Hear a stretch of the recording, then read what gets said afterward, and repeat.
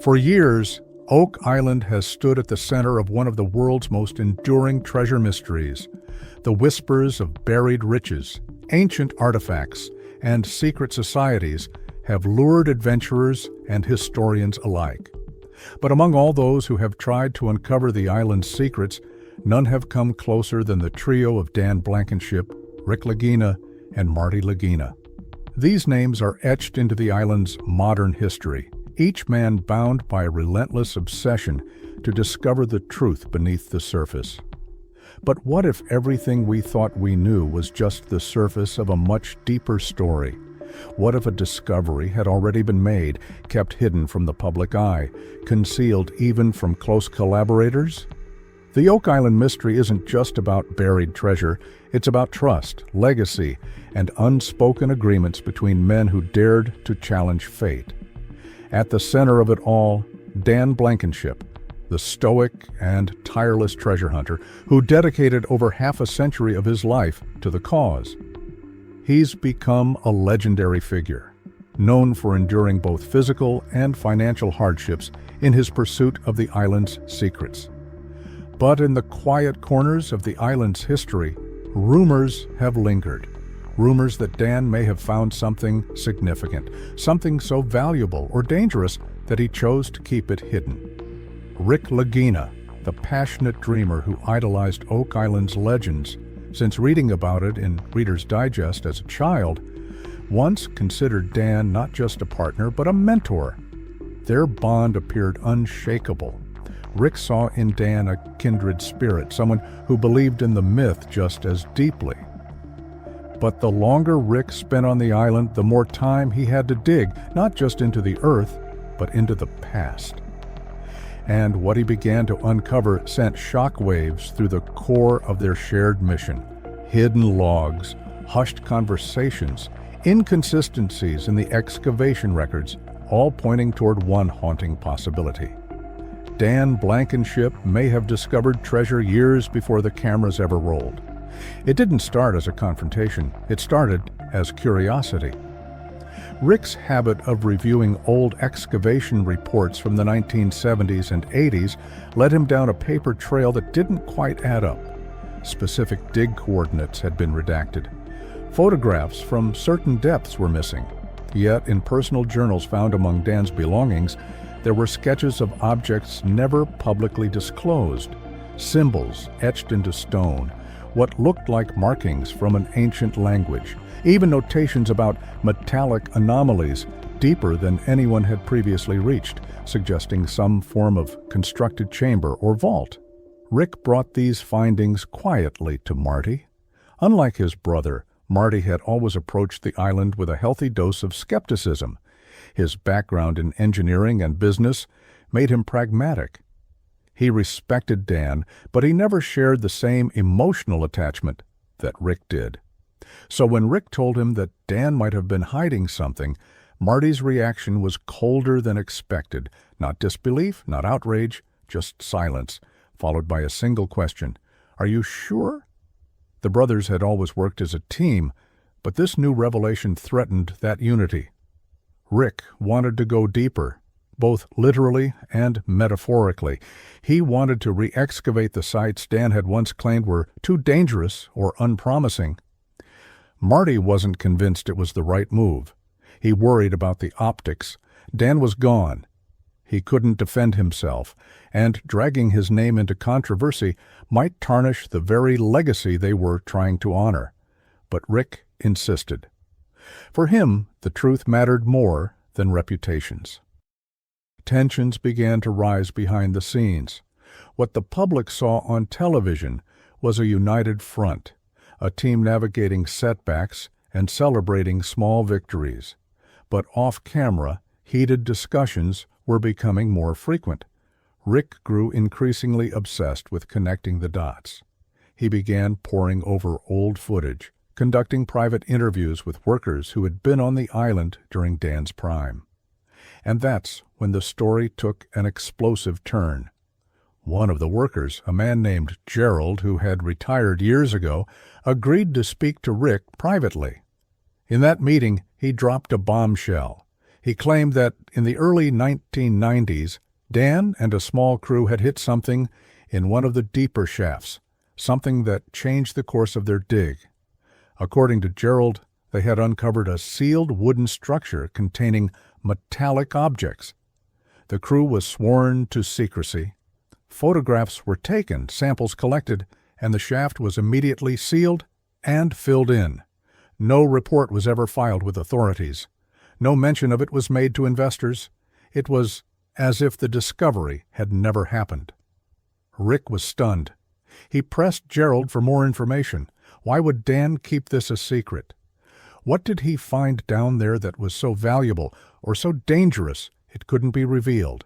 Gerald didn't have all the answers, but he offered a chilling theory. Dan believed that the treasure might be cursed, or that revealing it would attract the wrong kind of attention. There were even suggestions that Dan had been warned by certain organizations to stop digging. Whether those warnings came from government bodies, private collectors, or something more clandestine, no one could say for sure. Rick took this information to Marty, expecting support. Instead, Marty exploded. The idea that Dan had hidden something this monumental, and that Rick was willing to bring it to light now, felt like betrayal. Not betrayal of Dan, but betrayal of their mission's integrity. Marty believed that making this public could derail everything. Investors might pull out. Legal trouble could follow. The island could be seized. It was too risky. But for Rick, the choice had already been made. If Dan had found treasure, real tangible proof of something buried, then the world deserved to know. The years of speculation, the millions spent, the lives invested, it all demanded closure. He began compiling his evidence into a timeline, cross-referencing Gerald's claims with Dan's journals and the gaps in excavation data. Piece by piece, a picture began to emerge, one that pointed to a deliberate cover-up of a discovery that could redefine Oak Island's entire legend. Rick's conviction only grew stronger as he connected more dots. He discovered that shortly after the alleged find in the 1990s, Dan had quietly purchased more land adjacent to the dig sites. He'd also shifted his focus from the deep shafts to much more shallow operations, something that didn't make sense to Rick unless Dan was deliberately avoiding further attention. Dig logs showed unusually vague entries during that period. Where Dan's notes had once been meticulous, suddenly there were days, sometimes weeks, of missing information. And yet equipment was still being used, fuel was still being consumed, and expenses were quietly racking up. Rick found one entry that struck him particularly hard.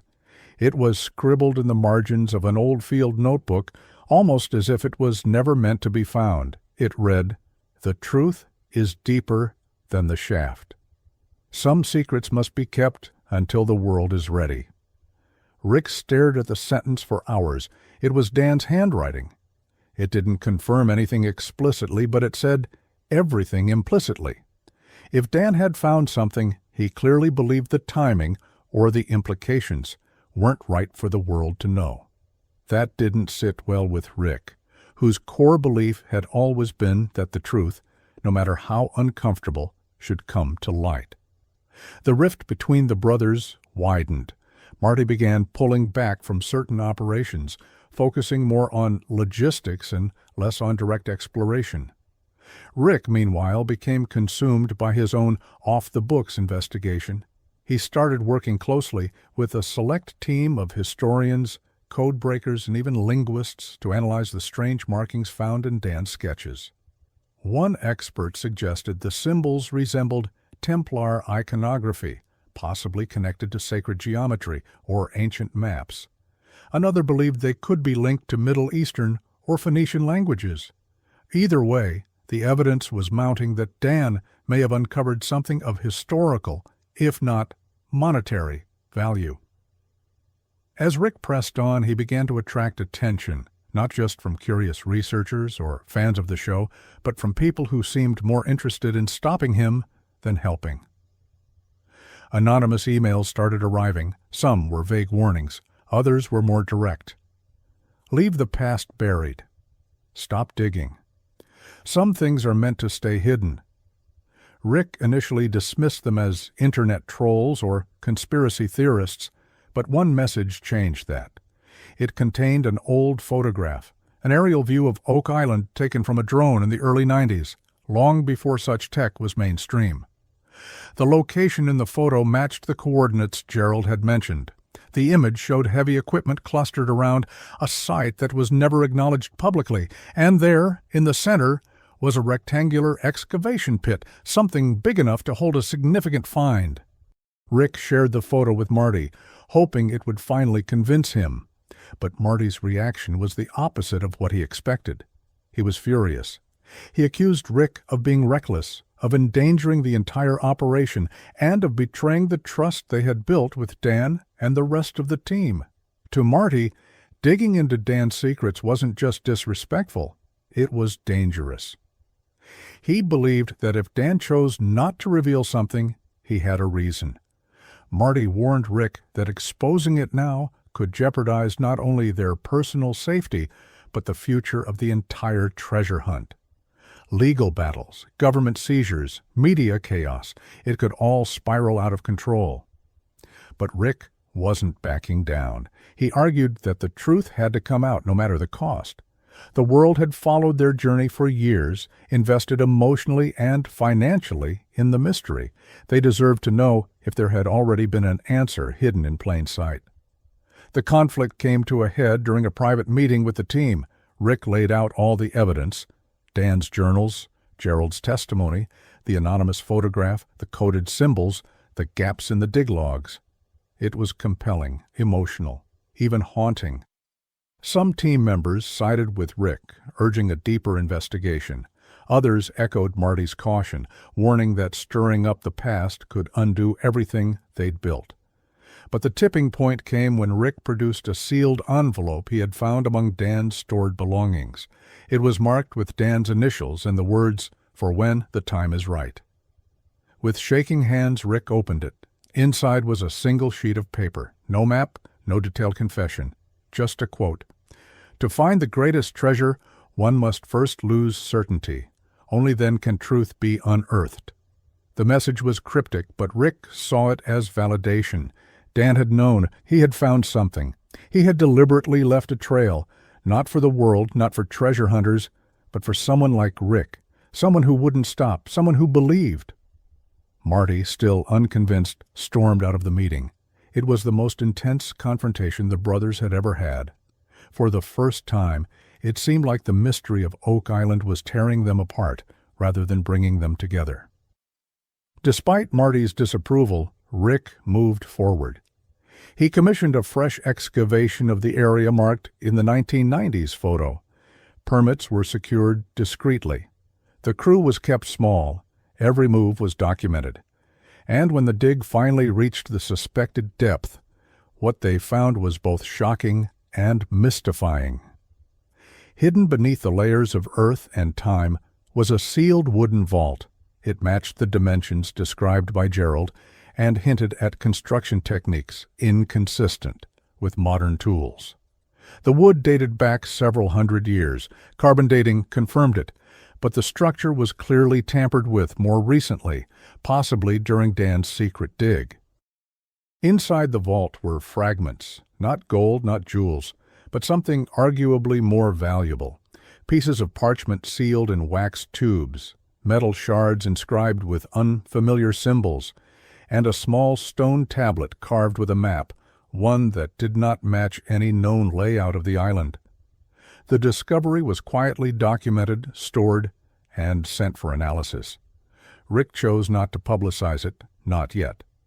Despite everything, he still held some reverence for Dan's decision to keep it hidden. But now he had a responsibility to make sense of it all before the world found out. Marty, still angry but visibly shaken, visited the site under cover of night. For a long time, he said nothing, just stood there, looking down at the opened vault. Then he turned to Rick and asked, "What are you going to do now?" Rick replied, "Finish what Dan started." But this time, with the truth. The discovery shifted everything. The story of Oak Island was no longer about searching for treasure. It was about understanding why it was hidden in the first place. What did Dan know that made him protect it? What power did the artifacts hold, and why were people still trying to keep them buried? As Rick dove deeper into the mystery, he realized this wasn't the end of the search.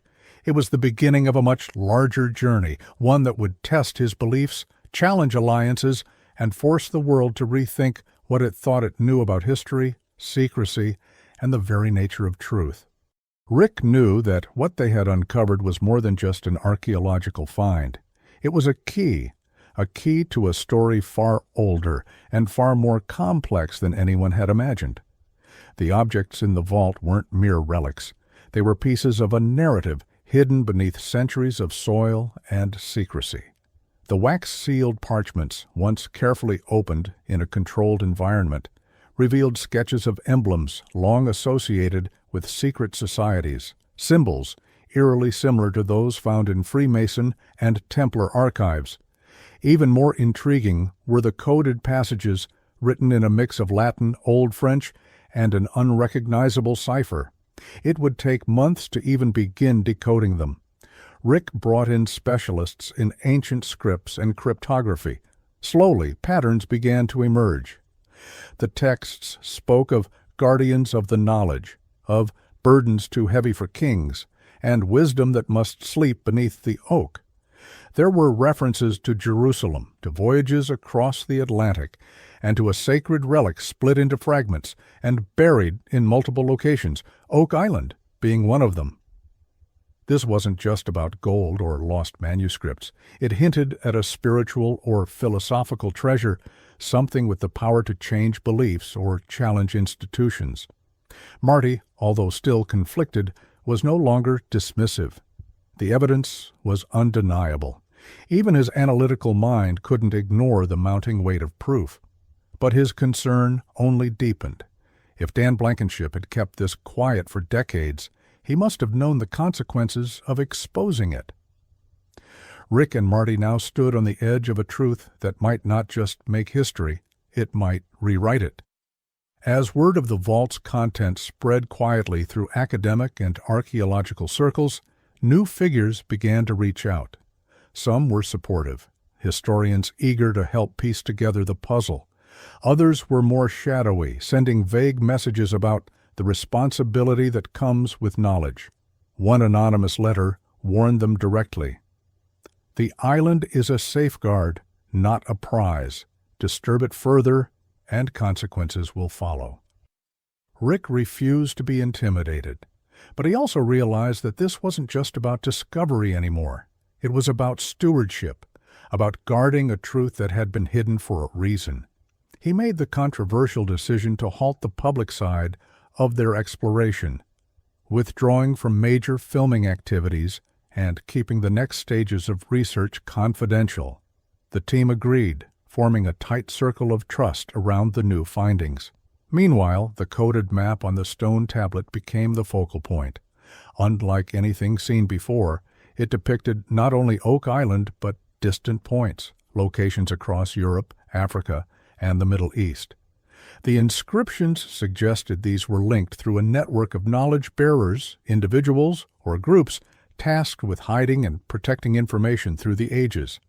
One symbol, placed at the center of Oak Island, matched the layout of the original money pit, but in the margins were unfamiliar notations, including one that translated loosely to "The decoy is the door." Rick and Marty now had to confront an even bigger question. What if the money pit itself had always been a misdirection? What if all the years of digging had been focused on a carefully crafted diversion, while the real vaults, the ones Dan may have found, were hidden in plain sight elsewhere? It reframed the entire legend, turning the idea of booby traps and flooding tunnels from security measures into narrative tools meant to keep searchers away from the real goal.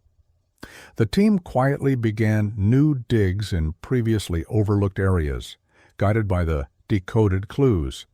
In one such dig near the island's northeast shore, they uncovered a subterranean tunnel system older than anything found before.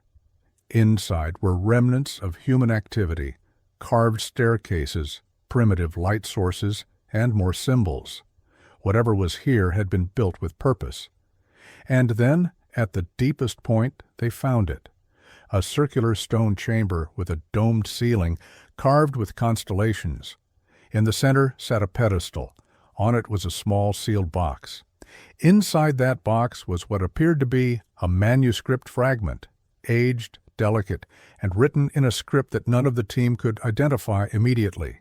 But one symbol on the parchment matched a symbol from the Templar archives, the Chi Rho, an ancient Christian emblem. This was a direct connection between Oak Island and the theories of sacred religious artifacts, possibly even the legendary Holy Grail, not as a cup, but as knowledge. Marty, upon seeing it, went silent.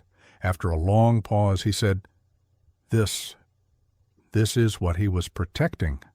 Rick nodded, his eyes fixed on the delicate document. Dan knew this would change everything. He wanted to keep it safe until someone was ready.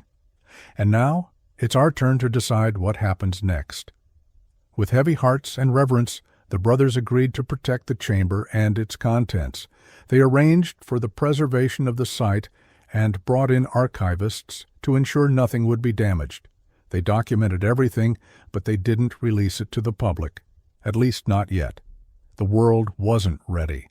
The findings needed to be studied, contextualized, and understood before they could be shared. In the months that followed, Rick quietly worked with trusted historians and institutions to analyze the texts. The preliminary translations revealed themes of universal truth, warnings about greed, and messages about humanity's tendency to destroy what it doesn't understand. Whether this was part of a global conspiracy, a religious order's final message, or simply a philosophical legacy, one thing was clear. Oak Island was never about riches. It was about wisdom. Dan Blankenship hadn't just been a treasure hunter. He was a guardian of something far more precious. And now, Rick and Marty were those guardians. Their roles had changed. The show, the hunt, the cameras, they had all been part of a much larger journey toward understanding. And so, with the eyes of the world still glued to Oak Island, unaware of the quiet revelation unfolding beneath their feet, the Lagina brothers stood side by side, divided at times by fear, frustration, and fury, but now reunited by truth. In the end, Marty wasn't furious because Rick exposed Dan's secret. He was furious because he understood what it meant. That their quest was no longer about uncovering what lay buried, but about protecting what had been found. Not every treasure is meant to shine in the spotlight. Some treasures are meant to illuminate the soul. And on Oak Island, the greatest discovery may not have been gold or jewels, but a story of trust, legacy, and the silent promise between men who chose to guard a secret, not for themselves, but for the future